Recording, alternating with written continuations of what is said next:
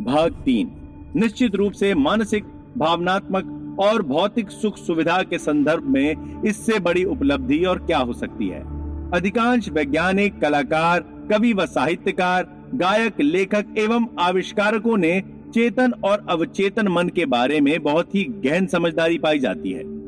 एक समय था जब प्रसिद्ध गायक कैरूसो को मंच पर जाने से डर लगता था। पहली बार जब वो मंच पे गए तो उनका गला डर से अवरुद्ध हो गया, उनका चेहरा पसीने से तरबतर हो गया और उसी स्थिति में उन्हें मंच से उतर जाना पड़ा।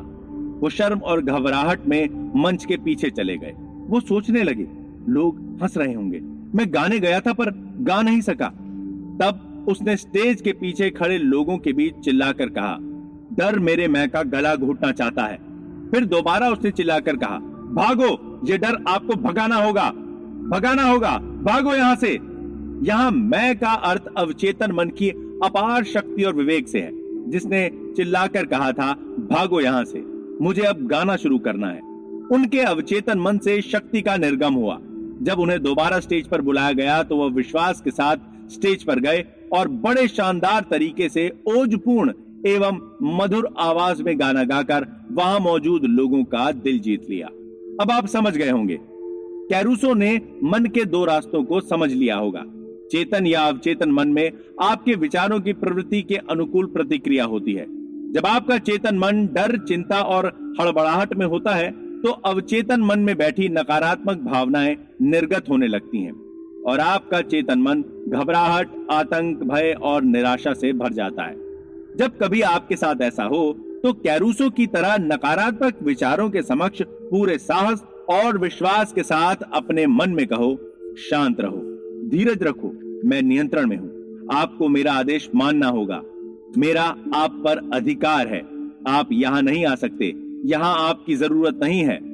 यह बड़ा अजूबा और रोचक होगा जब आप खुद अपने को कहते हुए देखेंगे कि किस विश्वास और संयम से आप नकारात्मक विचारों को भगाकर मन को फिर से शांत, मधुर और सौहार्दपूर्ण बनाते हैं। अवचेतन मन चेतन मन का विषय है और इसीलिए इसे अवचेतन या विषय मूलक कहते हैं।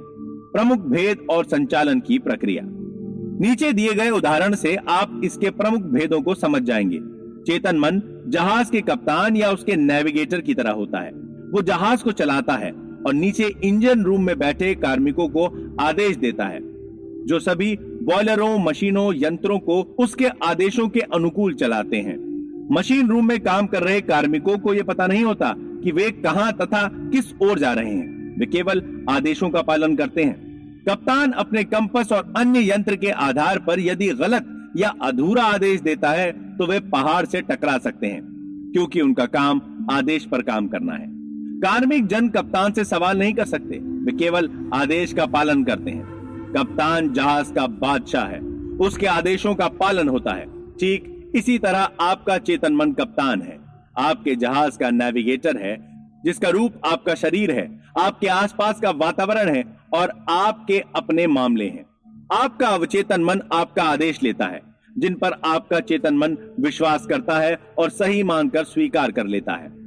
जब आप ये बार बार कहते हैं, मैं ये नहीं कर सकता, मेरे बस में नहीं है, तब आपका अवचेतन मन आपके शब्दों को स्वीकार कर लेता है और ऐसी स्थिति पैदा कर देगा कि आप अपनी चाहत की वस्तु या आप जो चाहते हैं वो काम नहीं कर पाएंगे। जब आप ये कहते रहोगे, मैं ये कार नहीं खरीद सकता, यूरोप की यात्रा नहीं कर सकता, ये घर नहीं खरीद सकता, ये सूट, ये पतलून नहीं खरीद सकता, तब तक ये जान लो कि आपका अवचेतन मन आपके नकारात्मक आदेशों का पालन करता रहेगा और जीवन भर आप अभावों में जीते रहेंगे। पिछले वर्ष क्रिसमस से पूर्व यूनिवर्सिटी की एक सुंदर छात्रा ने एक स्टोर विंडो में एक कीमती सफारी बैग देखा था। वो अपने घर न्यूयॉर्क जाने वाली थी। वो कहने वाली ही थी कि मैं ये बैग नहीं खरीद सकती, तभी उसे मेरा लेक्चर याद आया, जिसमें उसने सुना था, कभी नकारात्मक वाक्य अधूरा मत छोड़ो, फौरन उसे उलट दो और देखोगे कि आपके जीवन में क्या जादू होता है।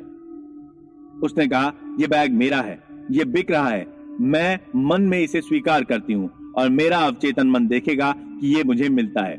उसी शाम क्रिसमस से पूर्व की संध्या में उसके मंगेतर ने ठीक वैसा ही बैग उपहार में दे दिया जिसे उसने सुबह 10 बजे अपनी मन की आंखों से देखा था। उसने अपने मन को आशापूर्ण भावनाओं से भर दिया और उसे भीतर के मन को सौंप दिया, जो काम को पूरा करने में सिद्धहस्त है। उस युवती ने, जो साउथ कैलिफोर्निया यूनिवर्सिटी की छात्रा है, मुझे बताया, मेरे पास उस बैग को खरीदने के लिए पैसे नहीं थे, लेकिन अब मुझे पता चल गया कि पैसा और वो सब कहां है जिसकी मुझे जरूरत है, और वो अनंत भंडार में है जो मेरे पास है। दूसरा उदाहरण ये है, जब आप कहते हैं कि मुझे मशरूम पसंद नहीं है, और वो अवसर आता है जब आपको सलाद या सॉसेज में परोसा जाता है और आपका पेट गड़बड़ हो जाएगा क्योंकि आपका अवचेतन मन आपसे कहता है गुरु को मशरूम पसंद नहीं है। ये आपके चेतन मन और अवचेतन मन में काम करने के तरीकों में अंतर का एक दिलचस्प उदाहरण है। एक महिला कहती है, मैं रात में कॉफी पी लेती हूं तो मेरी नींद रात में 3 बजे खुल जाती है। जब कभी वो कॉफी पीती है, उसका अवचेतन मन धीरे से टोक देता है, गुरु चाहता है कि आप रात भर जागती रहो। आपका अवचेतन मन दिन व रात 24 घंटों काम करता है और आपके लिए आपके फायदे के कामों में लगा रहता है। आपकी रोजमर्रा की आदतों के परिणाम आपकी गोद में डालता रहता है। कुछ महीने पहले मुझे एक महिला ने लिखा, मैं 75 साल की एक विधवा हूं। मेरे परिवार के सब लोग अपनी अपनी जिंदगी में व्यस्त हैं। मैं अकेली पेंशन पर अपना जीवन निर्वाह कर रही हूं। मैंने अवचेतन मन पर आपका व्याख्यान सुना था, जिसमें आपने कहा था कि विचारों को अवचेतन मन में बार बार दोहराकर विश्वास और आशा के साथ कहा जाए तो वे सफल हो जाते हैं। मैंने अक्सर आशापूर्ण भाव से दोहराना शुरू किया। कोई मुझे चाहता है, मैं एक दयालु प्यार करने वाली आध्यात्मिक व्यक्ति से शादी करके सुखी और सुरक्षित जीवन व्यतीत कर रही हूं। मैं इसे 2 सप्ताह तक दिन में कई बार दोहराती रही। एक दिन पास की दवा की दुकान पर मेरी भेंट एक रिटायर्ड फार्मासिस्ट से हुई। मैंने महसूस किया कि वो एक समझदार, धार्मिक और दयालु प्रवृत्ति का व्यक्ति है। वो मेरी प्रार्थना का पूर्ण रूप से उत्तर था। 1 सप्ताह के अंदर ही उसने मेरे सामने विवाह का प्रस्ताव रख दिया और अब मैं उसके साथ हनीमून पर यूरोप की यात्रा कर रही हूं। अब मैं जान चुकी हूं कि मेरे अवचेतन मन के विवेक ने हम दोनों को एक दैवी शक्ति के जरिए मिला दिया है। उस महिला को पहली बार यह पता चला कि खजाना उसी के पास है। उसकी प्रार्थना उसके हृदय से निकली थी और उसका निर्णय अवचेतन मन के रसाकर्षण में डूब गया, जो रचनात्मक माध्यम है।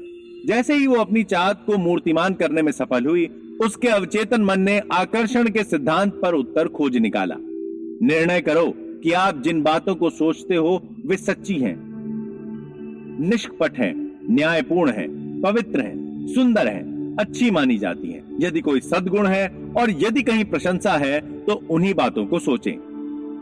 खजाना आपके भीतर है। अपनी हार्दिक इच्छाओं की पूर्ति के लिए अपने भीतर झांक कर देखें। सभी युगों में महापुरुषों का विलक्षण रहस्य यही था कि वे अवचेतन मन की शक्तियों से संपर्क करके उसका उपयोग करने में दक्ष थे। आप भी चाहकर ऐसा कर सकते हैं। आपके अवचेतन के पास आपकी सभी समस्याओं का समाधान है। यदि आप अपने अवचेतन मन से सोने से पहले कहते हैं मुझे 6 बजे उठना है, वो आपको समय पर उठा देगा। आपका अवचेतन मन आपके शरीर का निर्माता है। रोज रात को स्वस्थ और प्रसन्न विचारों के साथ सोने जाएं। आपका अवचेतन मन आपके वफादार नौकर की तरह आपके आदेश का पालन करेगा। प्रत्येक विचार एक कारण है और प्रत्येक दिशा उसका परिणाम है। यदि आप पुस्तक लिखना चाहते हैं, नाटक या कहानी लिखना चाहते हैं, अपने दर्शकों के सामने प्रभावपूर्ण भाषण देना चाहते हैं, तो अवचेतन मन को बड़े प्रेम व माधुर्य से बताओ और वो आपके लिए अनुकूल काम करेगा। आप जहाज चलाने वाले कप्तान जैसे हो, उसे आपको सही आदेश देने चाहिए और इसी प्रकार आपको भी अपने अवचेतन मन को, जो आपके सभी अनुभवों को नियंत्रित करके चला है, सही आदेश देने चाहिए। मेरे बस में नहीं या मैं नहीं कर सकता जैसे नकारात्मक शब्दों का प्रयोग कभी न करें। आपका अवचेतन मन आपके शब्दों को ज्यों का त्यों ले लेगा और देखेगा कि आपके पास कभी पैसा न रहने पाए या आप में कुछ करने की क्षमता न रहने पाए। प्रतिज्ञा करें, मैं अपने अवचेतन की शक्तियों के माध्यम से सभी काम कर सकता हूं। जीवन का नियम ही आस्था का नियम है। आपके मन का विचार ही आस्था है। नुकसानदेह और दुखदायी बातों में विश्वास न करें। आपको संपन्न और मजबूत बनाने, आपको प्रेरणा देने, आपका उपचार करने वाली अवचेतन मन की शक्तियों पर विश्वास जमाओ। अपनी आस्था के अनुकूल आप बनेंगे। अपने विचारों को बदलेंगे तो आपकी किस्मत बदलेगी।